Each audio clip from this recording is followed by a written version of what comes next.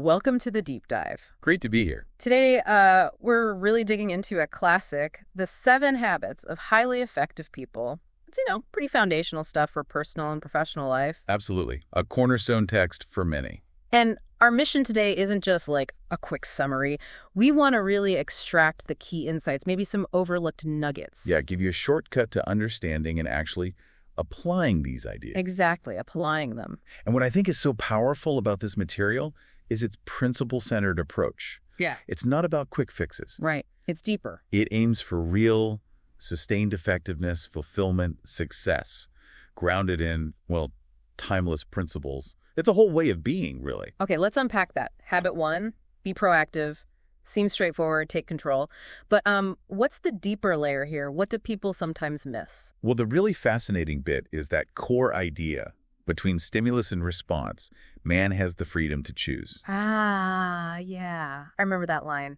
It's more than just a phrase, though. Yeah. It's this fundamental psychological insight. You might not control what happens to you. Right, external events. Exactly. But you always control your response. That's the key. It's about shifting from feeling like, a victim of circumstance to really owning your internal reactions, your choices. Proactive people focus on their circle of influence. The things they can actually do something about. Precisely. The common trap is getting lost in the circle of concern, all that stuff you worry about but can't really change. Yeah, like the news or what other people think. Exactly. And the interesting thing is, when you consistently focus energy on your circle of influence, it actually tends to grow over time. Oh, interesting. Yeah. It involves using proactive language, I will, I choose, instead of I have to, I can't. Taking initiative, responding based on values, not just, emotions or conditions. That makes a lot of sense. Reclaiming that agency. Okay, so that personal foundation, it kind of leads right into habit 2, doesn't it? Begin with the end in mind. It does, perfectly. This idea that all things are created twice. What does that really mean in practice? Why do we often skip that first creation? It's such a powerful concept. You have the mental creation first. Yeah. The vision, the plan, the blueprint. Right. Like designing a house before building it. Exactly that. Yeah. And then comes the physical creation, the actual doing, the building. We often skip the mental part because we're just so eager to, do something, to get busy. Yeah, jump into action. But without that clear first creation, that vision of your ideal future, your destination, you might be climbing the ladder really fast, but find it's leaning against the wrong wall. Ah, good analogy. So envisioning where you want to end up helps clarify where you are now and ensures your actions are actually moving you in the right direction. A huge piece of this is the personal mission statement. Okay. That sounds kind of formal. It can sound that way, but think of it more like your personal constitution, your internal compass. Yeah. It guides the big decisions, defines your purpose, keeps you anchored. An effective one isn't just a list of goals. It weaves together your sense of purpose, your key roles in life. Like parent, spouse, team lead. Exactly. Your long-term goals, core values, and even how you want to contribute. It's deeply personal. Okay, so you've got your internal compass set with habit 2. Then comes habit 3. Put first things first. The discipline of execution. Right. And it's not just time management, but like you said, scheduling priorities. I think this is where a lot of us stumble. What's the genius behind that time management matrix? The matrix is brilliant, truly. It forces you to look at tasks based on 2 dimensions. Urgent and important. Okay. The real key, the genius of it, is the focus on quadrant 2. Those are the activities that are important, but not urgent. Ah, yes. Q2. The stuff that's easy to put off. Exactly. Things like building relationships, long-term planning, exercise, learning new skills, preventative maintenance. They don't scream for attention like the urgent crises in quadrant 1. Right. The phone ringing, the immediate deadline. Precisely. But here's the thing. If you consistently neglect quadrant 2, you end up spending more time fighting fires in quadrant 1. Q2 activities are what prevent crises and build capacity for the future. So the goal is to live more in Q2. That's the essence of effective self-management.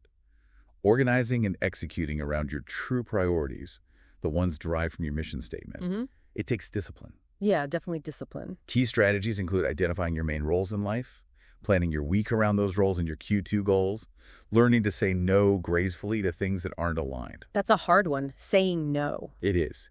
And also delegating effectively and constantly balancing those short-term demands with the long-term vision. Okay, that makes sense.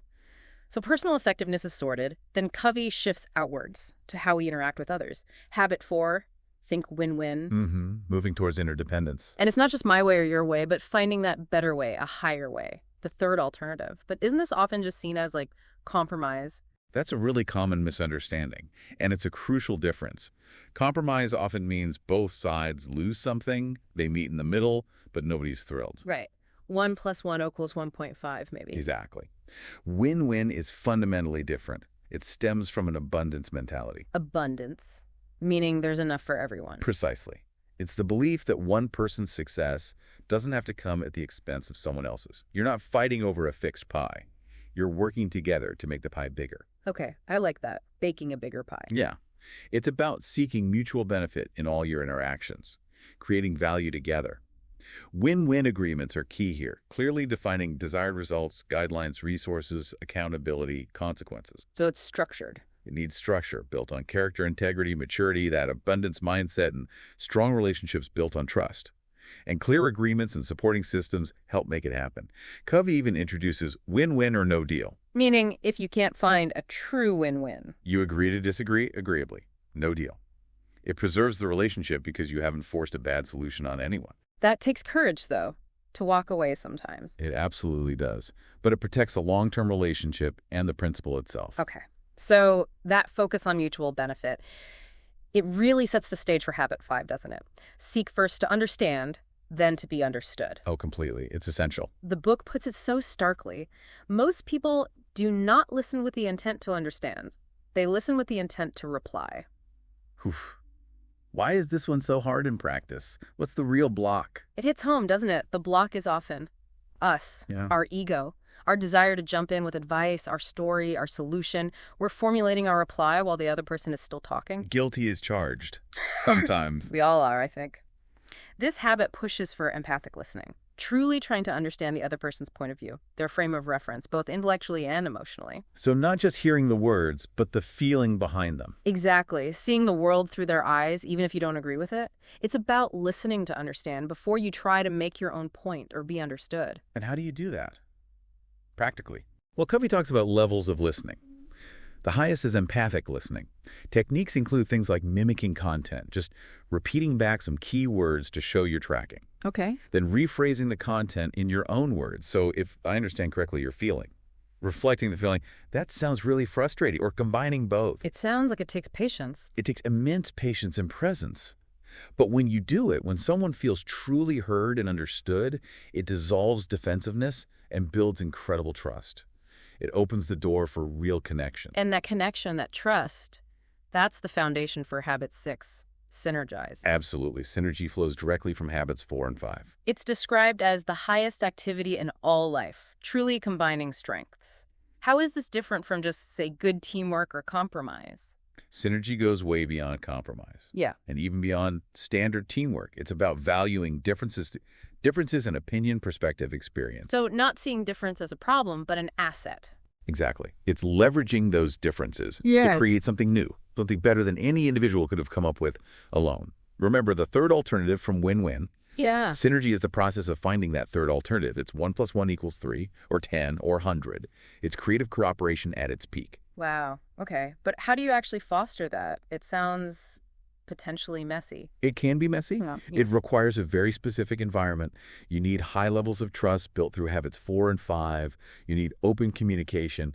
And crucially, a genuine willingness from everyone involved to let go of their own initial position and explore totally new possibilities. So really being open to not knowing the answer up front. Absolutely.